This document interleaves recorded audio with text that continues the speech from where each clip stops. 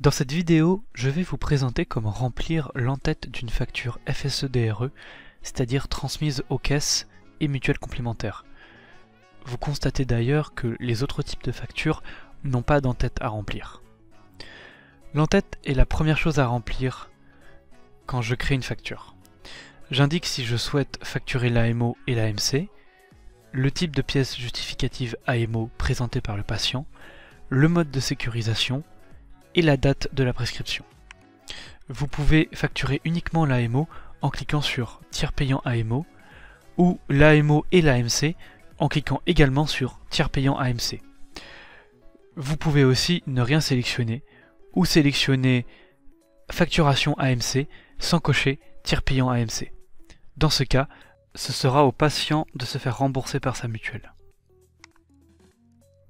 Si le patient a présenté sa carte vitale, il suffit de renseigner que l'assuré a présenté sa carte vitale dans pièce justificative AMO et sésame vital dans le mode de sécurisation.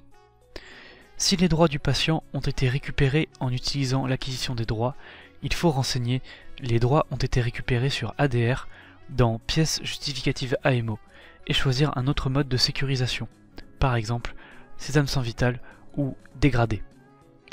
Dans ces deux cas, les champs régime et liste des taux d'exonération apparaissent. Le régime correspond au régime de la caisse dont dépend le patient. Il est automatiquement rempli à partir de l'ADRI.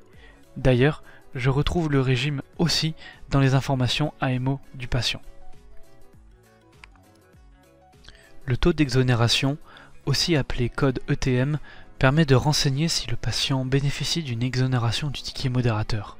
Par exemple, s'il bénéficie d'une affection longue durée, du Fonds de solidarité vieillesse ou du régime Alsace-Moselle. Ce taux d'exonération n'a pas besoin d'être rempli si la DRI a été réalisée, car le code situation a déjà été renseigné. Vous retrouvez ce code situation dans les infos AMO du bénéficiaire. Vous devez renseigner le régime et le taux d'exonération dans l'en-tête uniquement si vous n'avez pas renseigné de code situation, donc si vous n'avez pas fait la DRI, donc si vous avez saisi manuellement les informations AMO du bénéficiaire. Vous trouverez le régime et le taux d'exonération sur l'attestation de sécurité sociale du patient ou sur votre compte professionnel amélie.fr en consultant le dossier du patient. Si vous avez saisi manuellement les informations du bénéficiaire, vous devez renseigner l'option 1 ou 2 dans pièce justificative AMO.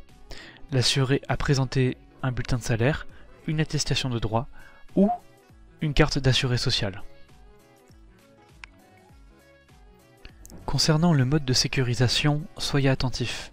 Certains LPP sont éligibles à une sécurisation sésame sans vital et d'autres non.